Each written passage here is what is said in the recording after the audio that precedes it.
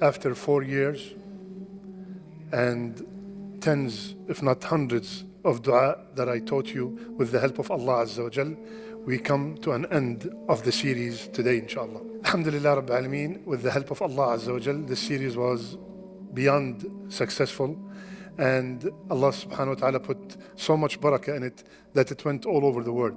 Tonight, Insha'Allah Ta'ala, we will finish the series with the dua that Shaykh al-Islam Ibn Taymiyya, Rahimahullah, called it the best of dua, the most comprehensive dua, and the most beneficial dua in the Quran.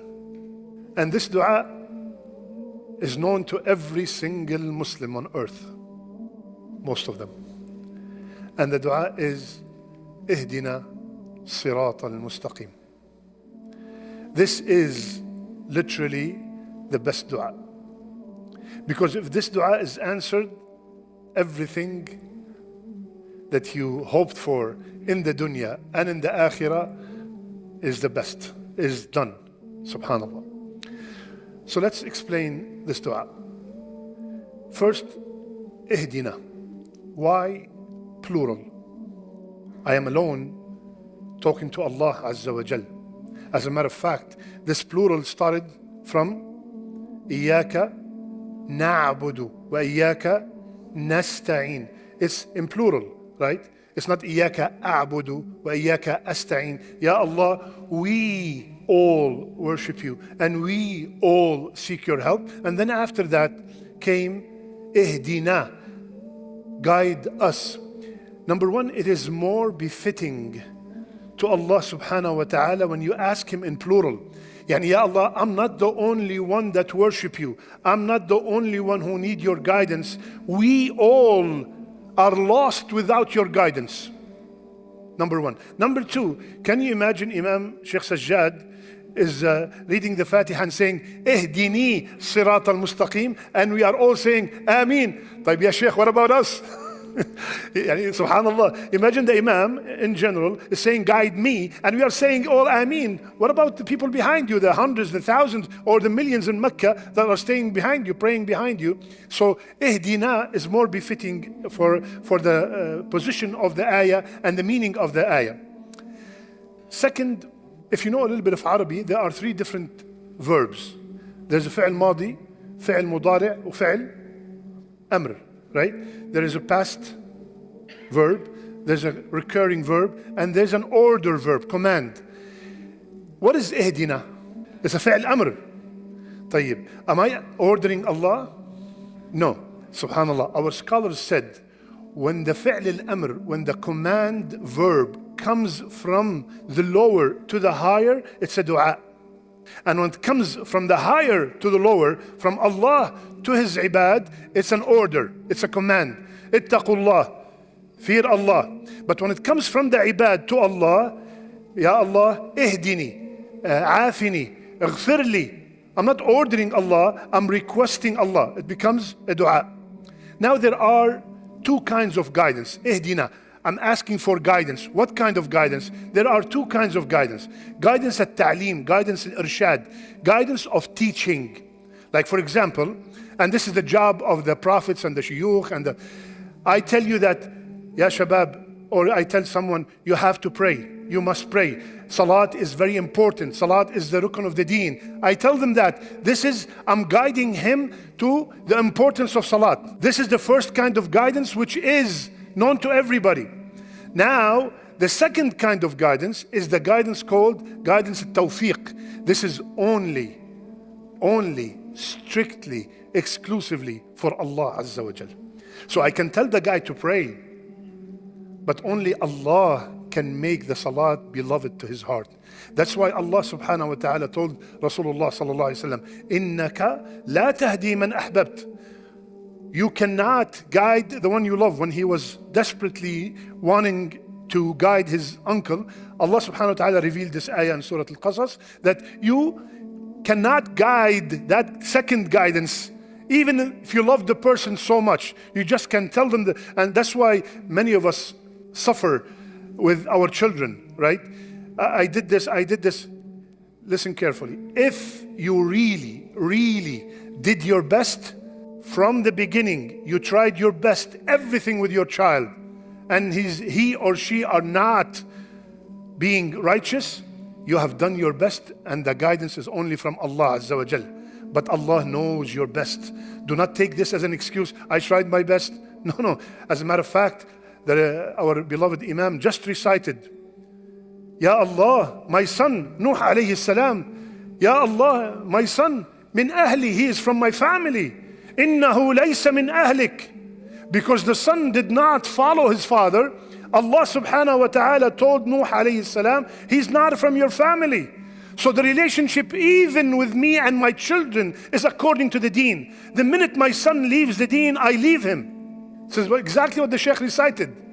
I talk to him, I try to convince him, I do everything possible. But when he insists of leaving the deen, Habibi, lakum dinukum waliya deen. Even if it was my closest people to me. So, guide me, Ya Allah, Ihdina Siraatal-Mustaqeem. Ya Allah, guide me. Both kinds of guidance. And look at the greatness here. Allah subhanahu wa ta'ala did not say, Ihdina ila sirat, to, or Ihdina lis sirat, or ala sirat. He left it open. Ihdina sirata. What does that mean? I want, Ya Allah, all kinds of guidance. I want, Ya Allah, all kinds of guidance. I want to know about the guidance. I want to follow the guidance. I want to do the guidance sincerely from the bottom of my heart. I want to do that guidance, that ibadah, according to the sunnah of Rasulullah sallallahu alayhi wa sallam. And, Ya Allah, keep me on the straight path. That's why it's not only once a day, minimum 17 times a day. Ihdina Siraatal-Mustaqeem. Guide us, Ya Allah, to the straight path, and keep us on the straight path, and make us perform the ibadat that are pleasing to you. Because, Ya Akhwan, As-Siraatal-Mustaqeem is the sirat, is the path that leads to the pleasure of Allah and eventually to the Jannah. And subhanallah, the hadith, when Rasulullah sallallahu alaihi wasallam told us that Allah subhanahu wa ta'ala, after he finished the Jannah, he told Jibreel, go take a look at Jannah. And Jibreel came back and said, so Allah told him, what do you think? He said, Ya Allah, whomsoever sees it would love to enter it. Then Allah subhanahu wa ta'ala surrounded the Jannah with hardships. And then he told Jibreel, go take a look again. He said, Ya Allah, I don't know if anybody could enter it, because it's surrounded by hardships, surrounded by protecting and holding back your desire, surrounded by preventing yourself looking at haram, earning haram, missing salawat. It's surrounded by a lot of hardships, while Jahannam is surrounded by all kinds of desires. Ibn al-Qayyim, Rahimahullah, he said something beautiful. He said, the more firm you are on the sirat in this dunya, you will be firm on the sirat in the akhirah.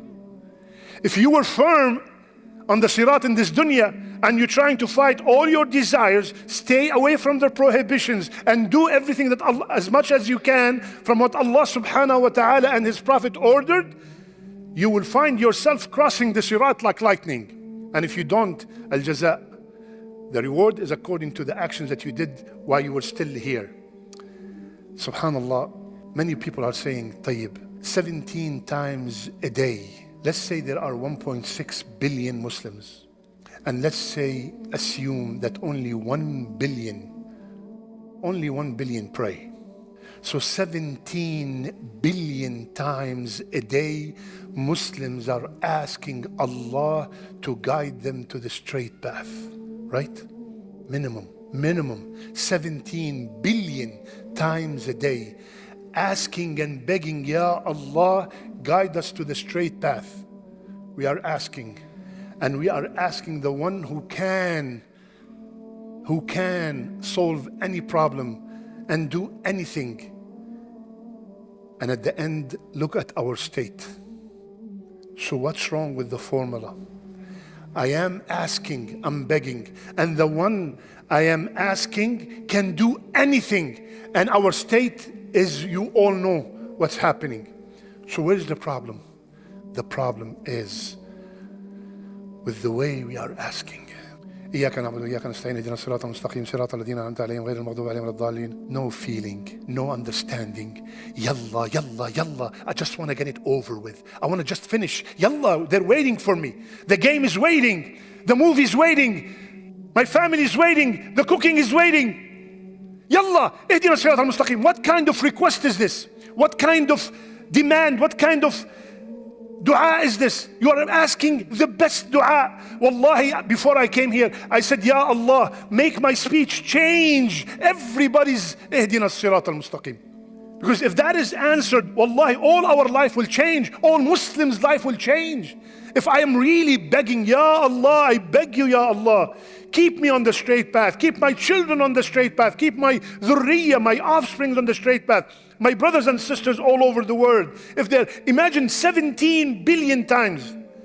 I always give you this example. I know this brother, let's call him Ahmed. Brother Ahmed is multi-billionaire. And not only that, he's extremely generous. And you came and asked me for money. I said, you know what? Go to Ahmed. Multi-billionaire and extremely generous. So you came back, I said, everything's okay? He said, no, he did not give me anything. So I went to Ahmed, I said, Ahmed, you never, every time I send you someone, you always take care of them. He said, Shaykh, you should see the guy, the way he asked. Give me $20. I want $20 now. The way we are asking Allah Azza wa Jal is not proper. So ya akhwan, when it comes to Ihdina Siraatal-Mustaqeem, we already prepared the praise. Alhamdulillah Rabbil Alameen. I'm praising Allah. Ar-Rahmanir Rahim. Maliki Yawmiddin. Iyaka na'bud wa iyaka nasta'een. After all this praise, Ihdina Siraatal-Mustaqeem. Wallahi, yani, subhanallah, with the state that we are in, we should be focusing and putting our heart in Ihdina Siraatal-Mustaqeem.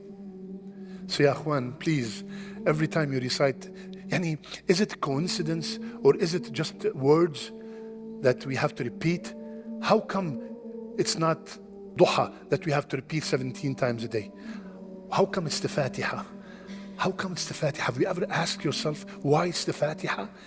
Why did Allah and His Prophet choose the Fatiha to be the one repeated so many times? So many times. Have you ever seen anyone on earth say, I am bored from repeating the Fatiha? Allahu Akbar. You repeat anything for 5-6 times. Come on, ya akhi, Allah, next one. Give me something else except the Fatiha. Subhanallah. So, I end the series with the best dua ever, and I ask Allah subhanahu wa ta'ala to guide us all to the straight path and keep us on the straight path, guide our children to the straight path, keep them steadfast on the straight path. I ask Allah subhanahu wa ta'ala to make us from the people whom their last words are La ilaha illallah. I ask Allah to grant our daughters the righteous husbands and grant our sons the righteous wives. I ask Allah subhanahu wa ta'ala to make our last deeds our best deeds.